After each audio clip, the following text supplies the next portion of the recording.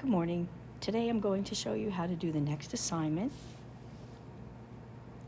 Let's start in Schoology.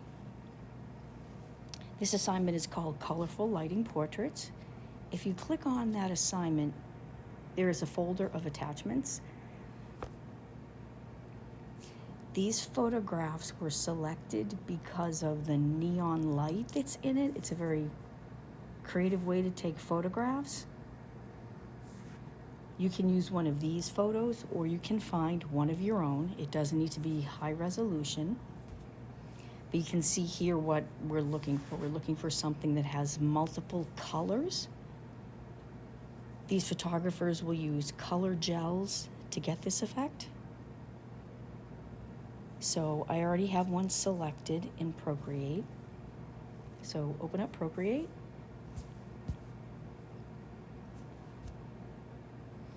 The size you're going to use is the A4. Use the A4 size. I already have that set up. And then you're going to go to the wrench icon and insert a photo. So you'll go to take your photo, download it to your iPad, and then insert it and stretch it so it fits up the whole file. Now what we're going to do is outline the areas of color, and I'll zoom in. This is what you're doing. You're going to select areas of distinct colors. This is a technique that's used to turn photographs into vector art because it needs to be more simplified. It can't be a pixel. See all these little dots that are showing up? If you're doing something for a poster or a publication, it can't be a pixelated JPEG or bitmap. It needs to be a vector graphic. So this technique of simplifying the photo into basic shapes is one of those methods. We're not going to make vector art, but we're still going to do this simplified method, and I think they look very interesting. So you'll end up with a simplified image instead of it looking where there's a variation from the colors. It's going to be a flat color. Then from there, we will turn them into collages. But first, let's do the outlines. To set this up, there's a couple ways you can do this. The brush I think you should use is under inking, the technical pen. I have it set at 5%. Let me change the color to white so you can see. That's 5%. If you zoom in, you want to make sure the line is bold enough so that when it's connected, you can take a color. Whoops. I want the color work.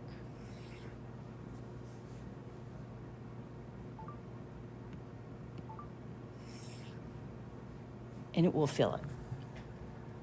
If your line is too small,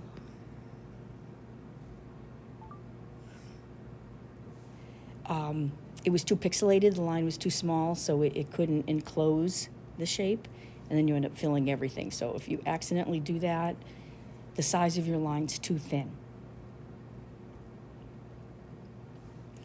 Again, it's under brush, technical, and I was using up by 6%, that's 7. Now, as far as the color you want to use,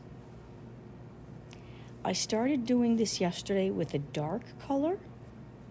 Now, the problem with that is if you have a dark background, you can't see your dark lines. What you can do is go to the layer, click on the N, lower the opacity, and then if you're using a dark color, you'll be able to see it. So I used a very dark blue.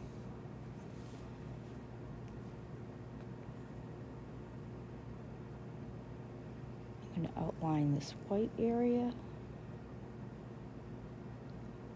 Now you have to make sure you completely enclose the shape. You can press right there. That's the color. Oops, I'm in the wrong layer. Okay, I'm in the wrong layer. So that's a step I forgot to tell you. Make a new layer, and all your shapes will be in the new layer. So you'll have your background layer. New layer is where you're doing your drawing. So let me go back.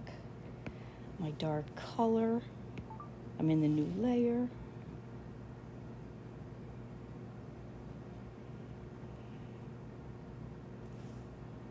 Press on it to get the color. Drag it in. There we go. So I'll do a few more.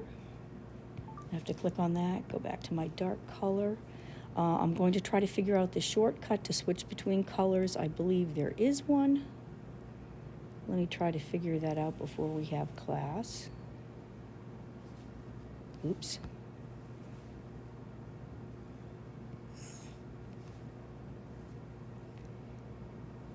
Just going to keep going like that.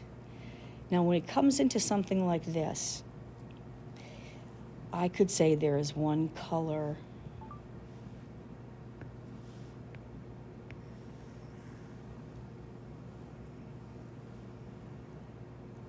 I see one there.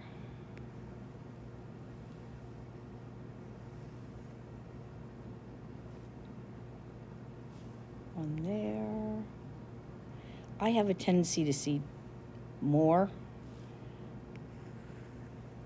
so that I will end up with a lot more shapes.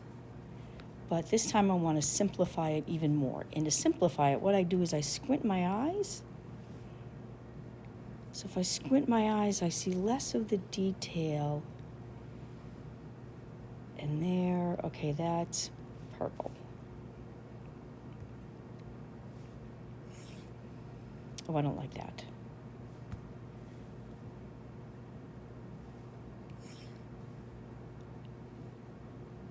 Squint my eyes again. Hope there's a light purple there, but let me just make it blue.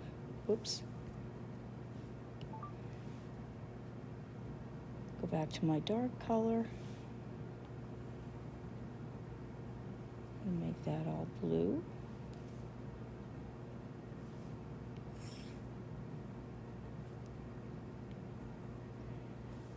Now you can use your own judgment to ignore colors, add colors, completely up to you.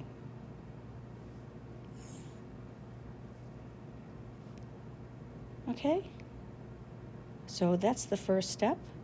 Keep going around. I believe I have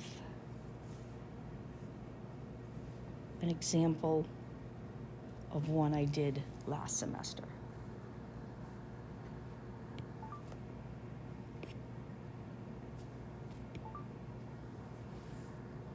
So see, I did a lot of layers. I was just working there. See, it's up to you. So give it a try and simplify all the colors into flat shapes.